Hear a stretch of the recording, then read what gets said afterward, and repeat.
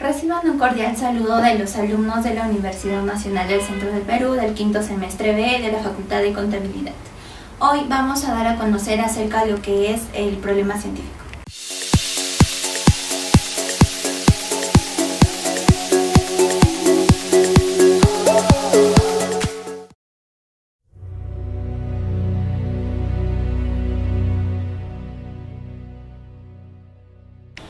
El problema científico. Definición.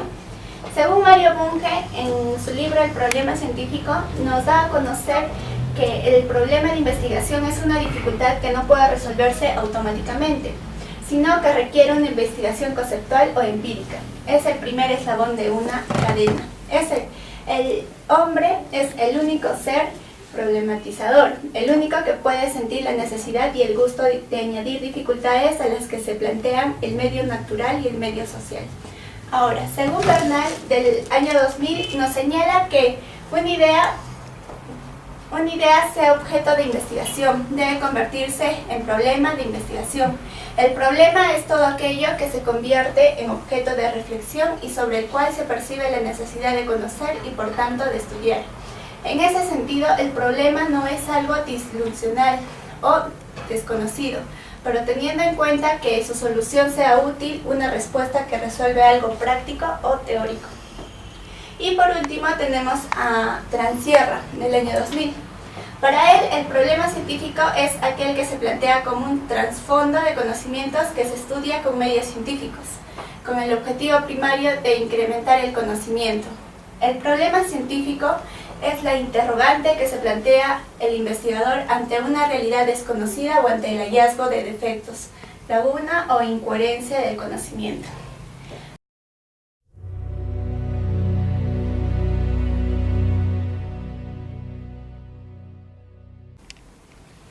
El planteamiento del problema. Según Markov, en 1953, un problema correctamente planteado está parcialmente resuelto. A mayor exactitud, corresponden más posibilidades de obtener una solución satisfactoria. Ahora, según Hernández, en 1991, una vez que se haya concebido la idea de investigación y se ha profundizado el tema en cuestión, se está en condiciones de plantear el problema de investigación. El investigador debe ser capaz no solo de conceptuar el problema, sino también de verbalizarlo de forma clara, precisa y accesible. En algunas ocasiones, el investigador sabe lo que desea hacer, pero no puede comunicarlo a los demás y es necesario que realice un esfuerzo por traducir su pensamiento a términos que sean comprensibles, pues en la actualidad la mayoría de investigaciones requieren la colaboración de otras personas. Ahora, según Escalante, en 1987, en Aprender a investigar en el módulo 2, nos dice que el planteamiento del problema es la etapa de investigación que conduce a aislar una situación particular y concreta, de manera que pueda ser sometida a observación y análisis con el fin de comprobarla.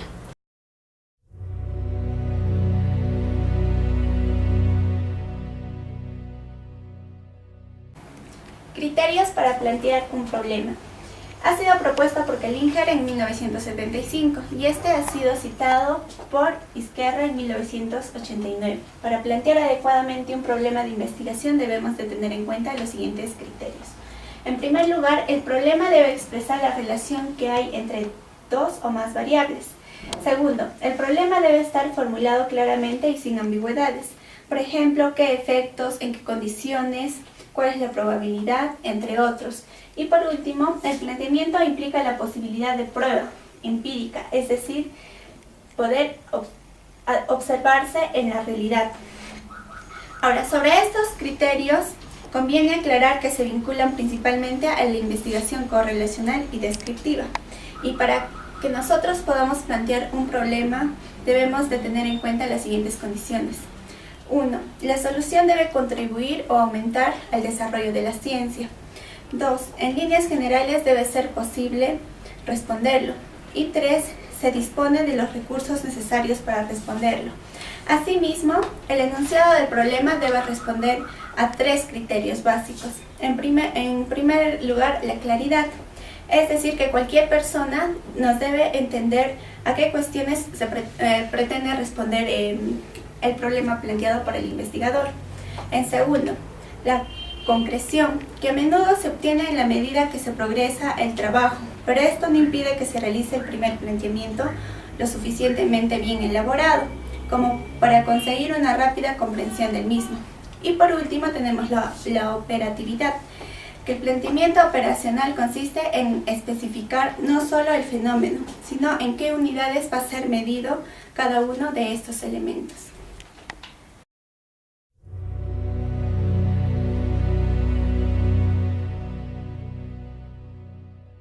Continuaremos con la exposición a mencionar todos estos puntos presentados.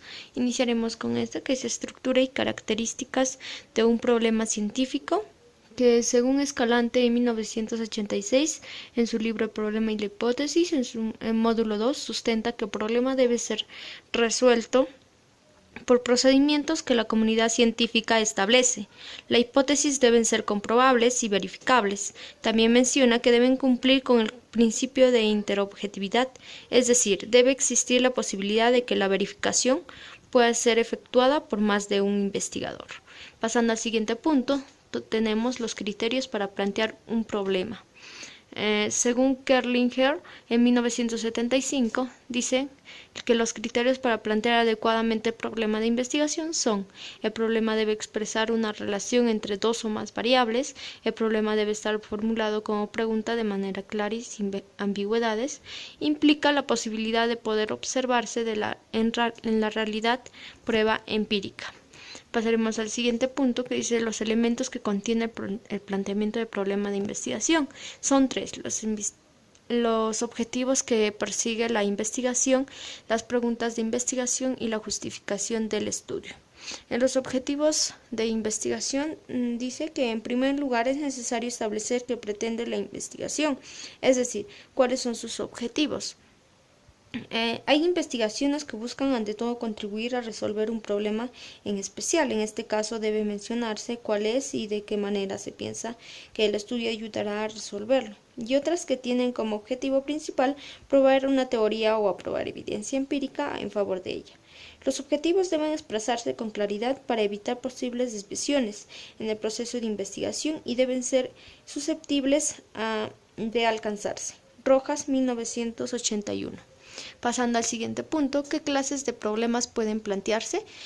La clasificación de Bunge, 1988, empíricas, o sea, de medición, ¿cuál es el valor de X? Teóricas, de explicación, ¿por qué tiene X el valor de X? Prácticos, de tratamiento, ¿cómo se puede modificar el valor de X? Acá tenemos los ejemplos de problemas resolubles actualmente. Por ejemplo, ¿es más inteligente un delfín que un chimpancé? ¿Por qué los bebés muestran interés por las personas? Resolubles potencialmente. Pueden provocar los cambios en la personalidad de una exposición prolongada a situaciones de ingravidez. No resolubles. Quiere decir que ¿qué tipo de personas son más libres? Pasando al siguiente punto, tenemos cómo saber de qué tipo es mi problema, Problemas descriptivos: ¿qué sucede en o a X? ¿Quién hizo X? ¿Dónde sucedió X? ¿Qué opina X de Y? Problemas explicativos: ¿qué causa X? ¿Por qué sucede X? ¿Cuál es el mecanismo de razón de X? ¿Es una condición necesaria X para Y? ¿Es una condición suficiente X para Y? Acá tenemos un ejemplo que lleva por título ¿cómo podemos motivar a nuestros empleados? ¿Quién no trabaja bien, o sea, lo suficiente? ¿Qué es la motivación? ¿Significa trabajar más? ¿Motiva a los empleados? ¿Dónde están los empleados motivados a trabajar más? ¿La motivación no constituye un problema? El siguiente pregunta: ¿por qué motivar a los empleados a trabajar más? ¿Y cómo puede motivarse a los empleados? Gracias.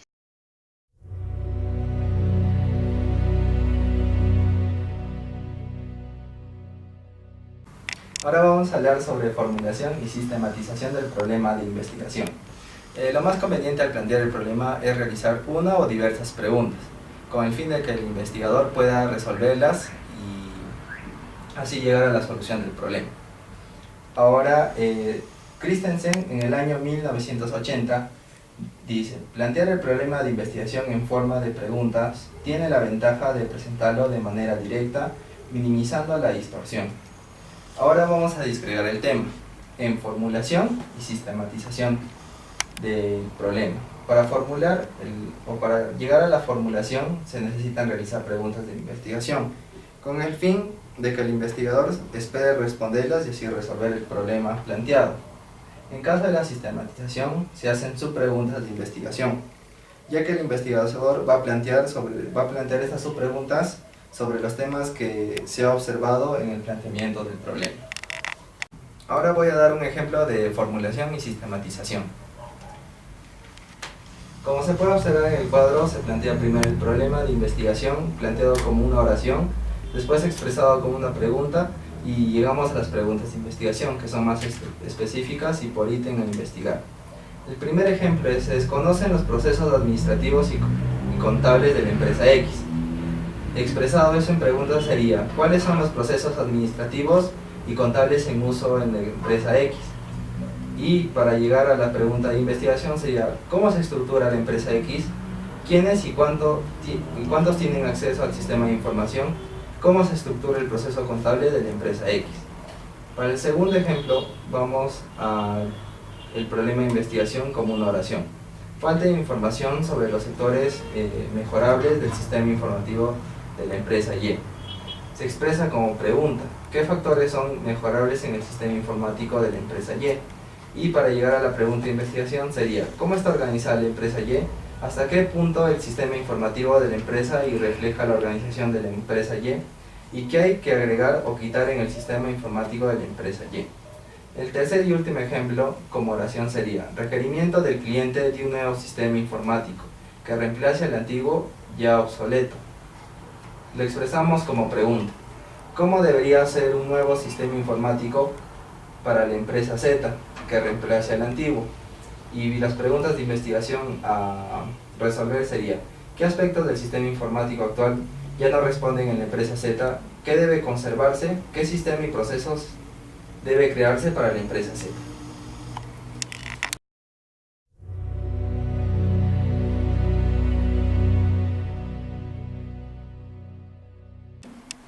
Vamos a hablar sobre la delimitación del problema. Inicia cuando el investigador empieza a hacer las primeras interrogantes. Por eso se debe señalar el problema general y los límites a investigar. El problema general va a generar muchas nuevas interrogantes. En caso de los límites a la investigación se va a poner tanto en el tiempo como en el espacio. En caso del tiempo se va a fijar cuándo el fenómeno sucedió o va a suceder a un futuro. En caso del espacio es la población o la muestra determinada a cuál se va a investigar.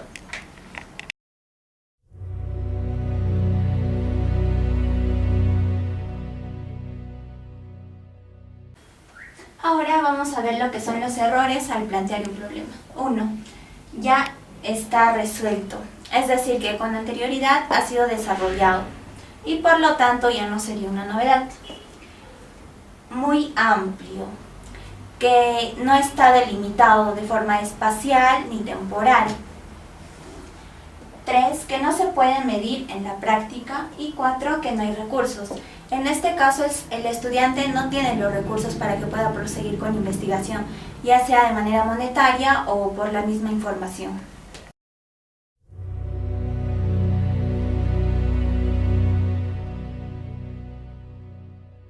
Una vez desarrollados los errores al plantear un problema, vamos a ver lo que es cómo evitar la selección de problemas irrelevantes y muy amplios.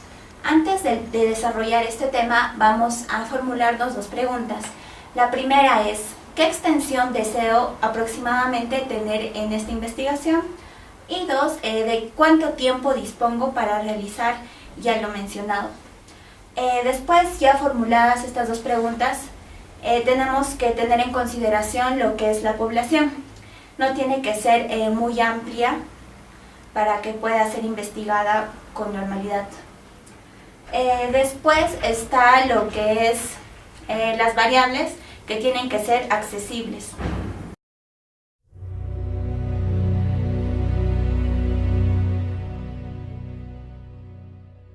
Conclusiones. Un problema resuelto no es un problema concluso. 2. Existen muy variados procedimientos para la identificación del problema científico. 3. El modo de planteamiento del problema va a condicionar las demás etapas de la investigación científica. Albert Einstein nos menciona: la formulación de un problema es con diferencia más esencial que su solución, la cual puede ser meramente una cuestión de destreza matemática o experimental.